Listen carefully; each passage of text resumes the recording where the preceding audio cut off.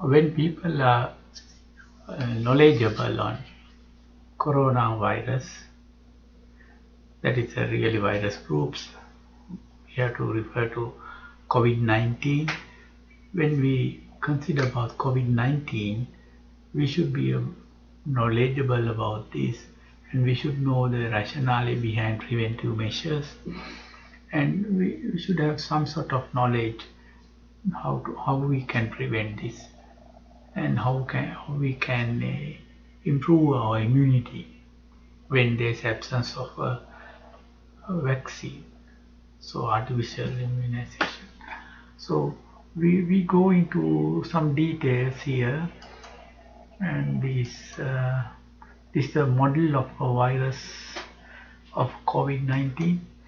And first I like to start with the its gravity of the infection. And here the you see here its death rates due to coronavirus by age groups, and also you see its death rates by various chronic diseases, and also you see the death rates by gender.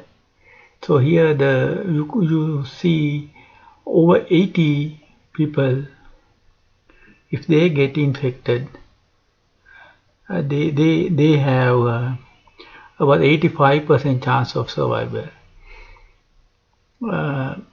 But if we get over 70 to 79%, they have more than 90% chance of survival. And 60 to 69 group, they have more than 95% of survival without death.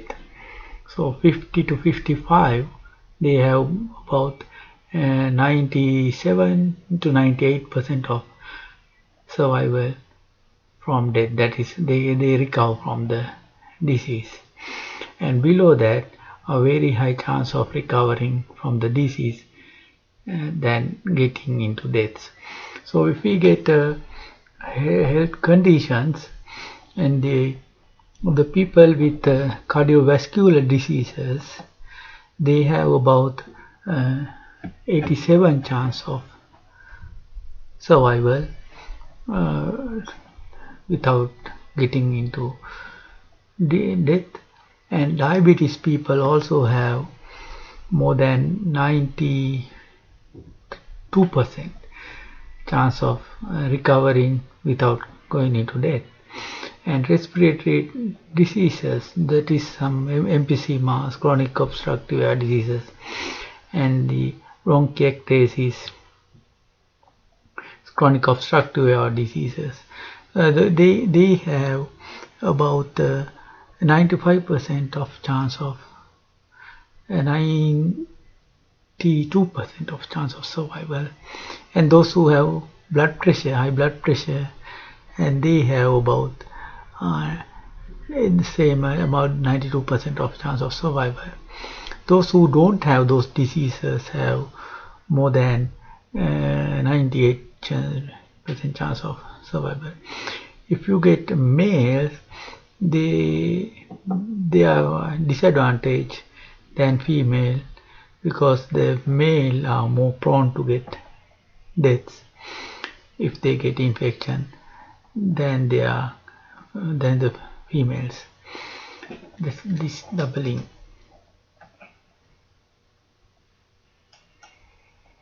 And here is the place where this COVID-19 and any other coronavirus is going to multiply. This is a microscopic view of the respiratory epithelium. This is especially upper respiratory tract, where there is epithelium which is called pseudostratified columnar ciliated epithelium, and that's the epithelium that COVID-19 is searching for. Wherever it is on the surface, wherever it is on your fingers, wherever it is on your skin, they try to get into this place, upper respiratory tract epithelium. That's the place that they can multiply. That's the place that they can infect to a person. That's the place that they can grow and spread to other places, other people. So this is the area that they are very interested in to find. So this is the area that we also should try to prevent. Get them, if they try to come there, prevent infection, prevent. Then if it infected, we should try to prevent its complications. So this upper respiratory tract, this is what I am going to show. This green color, this purple color area is the upper respiratory tract, which has this pseudostratified columnar ciliated epithelium, and it is up to the larynx, and it grew there. But COVID-19 is different from common cold virus, because common cold virus and COVID-19 both are coronaviruses, but COVID-19 virus is more dangerous, more virulent, more harmful. So, and less number of viruses need to infect, and it is going to give respiratory tract infection, edema, swelling, so that people get edema. People get difficulty in breathing. So that is also not so common.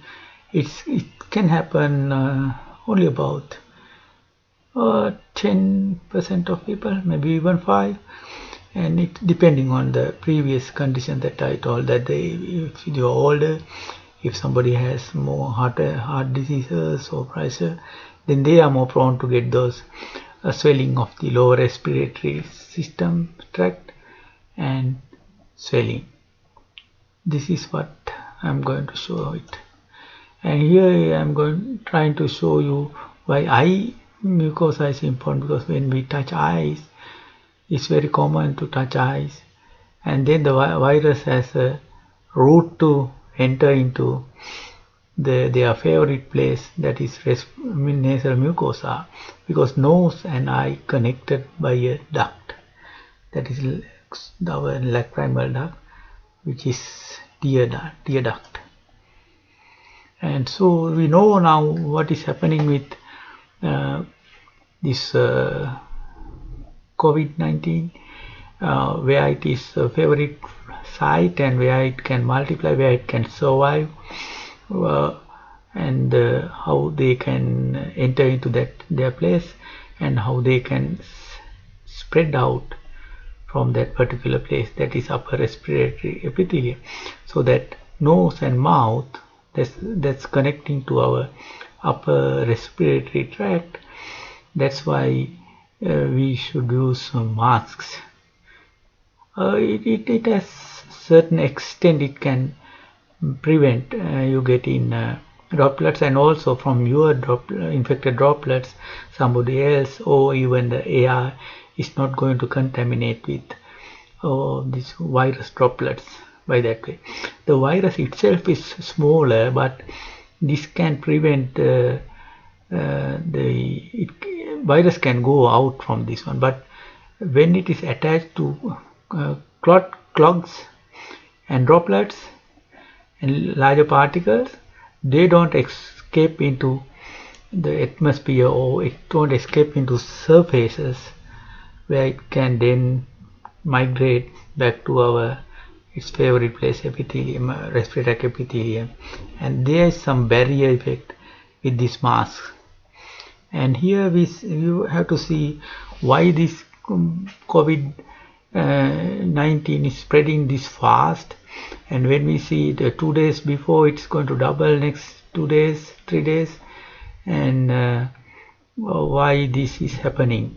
So the reason is it can infect, one person can infect more than 2 to 3 people by COVID-19, whereas in Haemophilus influenza, where we commonly call viral fever, it can spread 1 to 1 person, or little more than 1 person, 1.3 it says.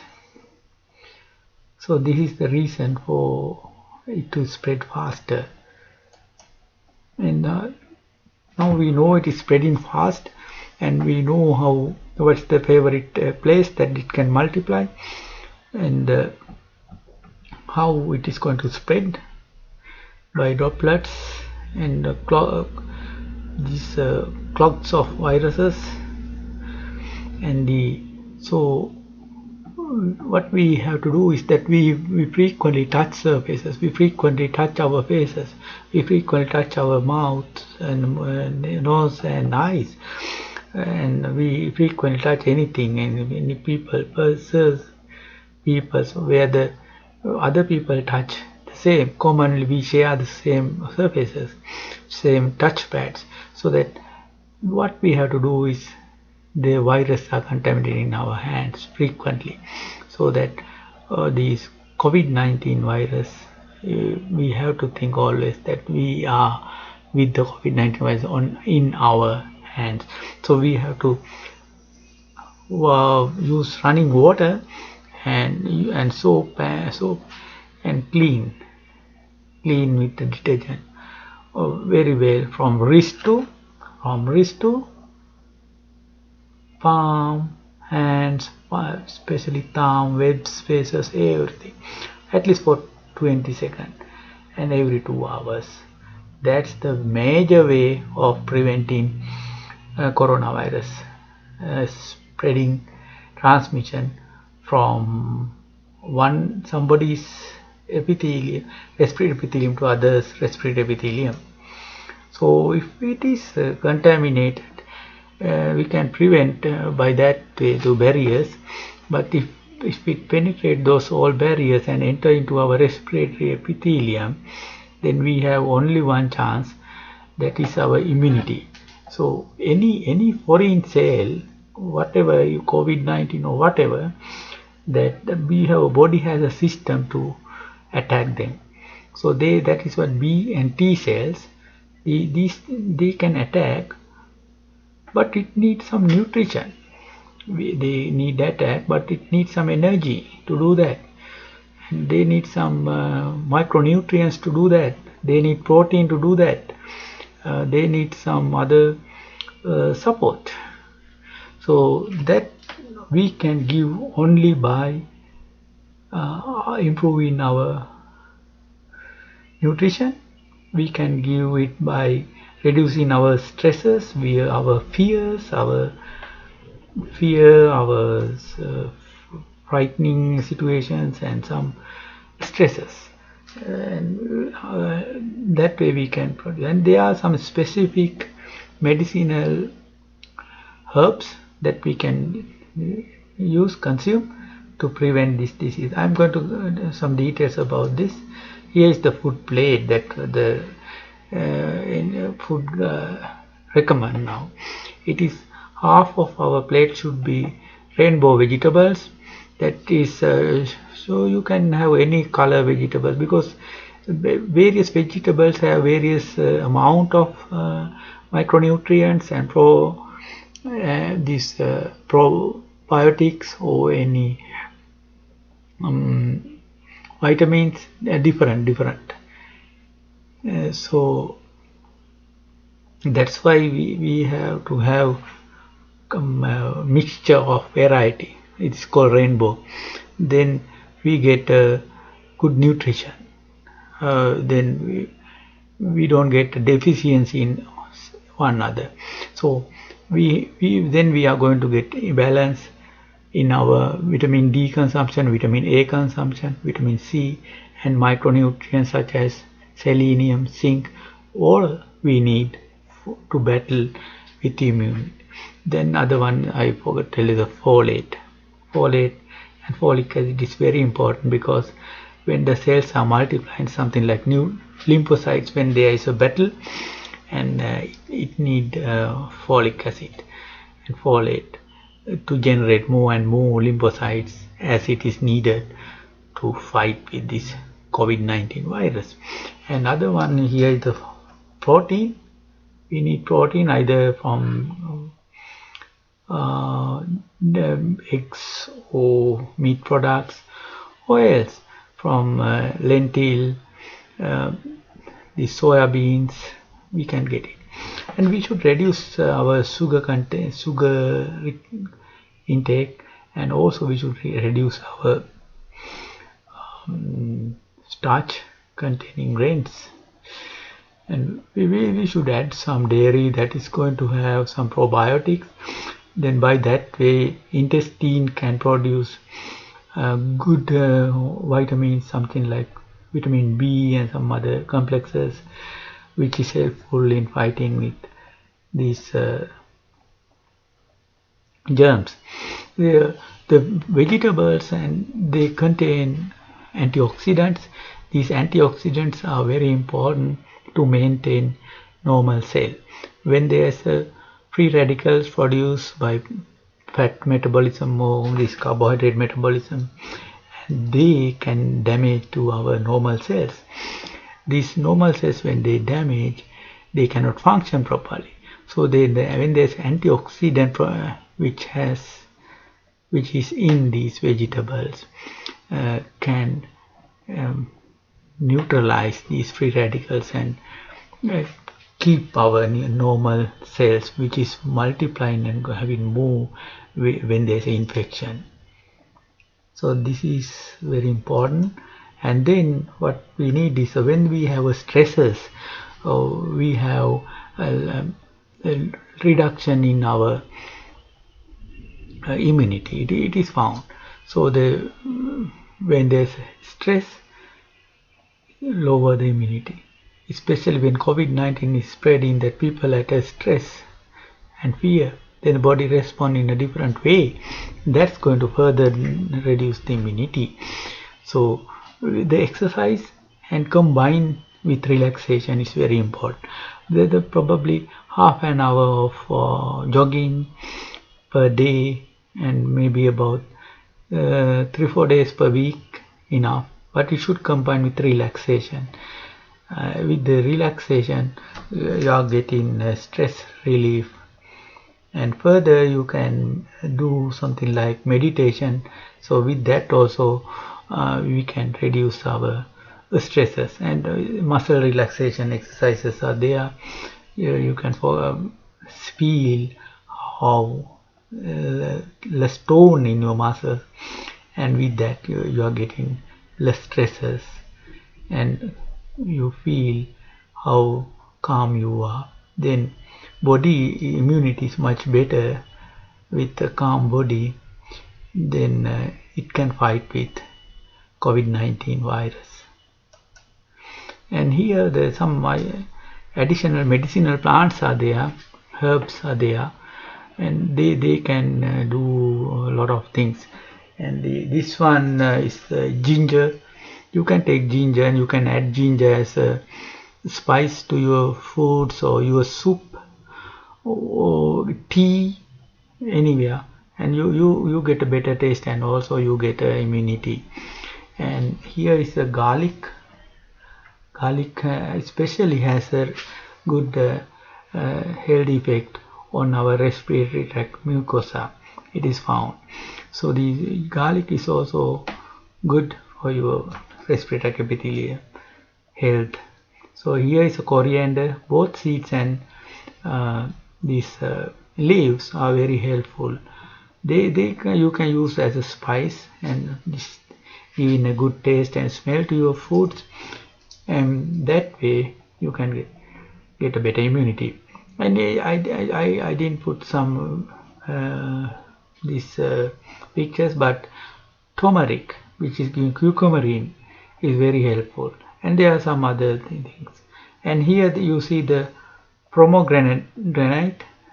It is very tasty. You can have this one drink from that, and it's very helpful. Even lime, lemon, apple, all are helpful. They have antioxidant effects, and these one particularly have some important nutrients. So this way you can prevent if the virus enter into your body, and when it is multiplying, then the infection is there, that immunity is developing, that immunity is protection. So the first half I was telling about how you can prevent contamination, with the virus, when it is trying to enter into your respiratory tract mucosa, how we can prevent that. And here this other way. So but it is found even in the area, one person can spread its droplets even to 3 feet, over 3 feet also. 3 to 6 feet is enough for somebody to get adequate dose of virus to multiply. So that is dangerous, because other viruses, even SARS virus, the concentration of viruses were very high to get the infection, but in the corona it is low dose can enter into infect a person. So 6 feet apart is much better. At least it must be over 3 feet apart from the people. So it shows that you should not go into crowded places or whatever the religious places, markets, playgrounds, where people are gathering, film halls, even some public transports. So that way you can try to prevent spreading of this disease. If you can prevent spreading of this disease, then this doubling of, we can attack the doubling of these cases, that then one cannot give 2 to 3 as it is usual. We have to reduce it to less than 1. Then only we can control this disease. So thank you very much for listening.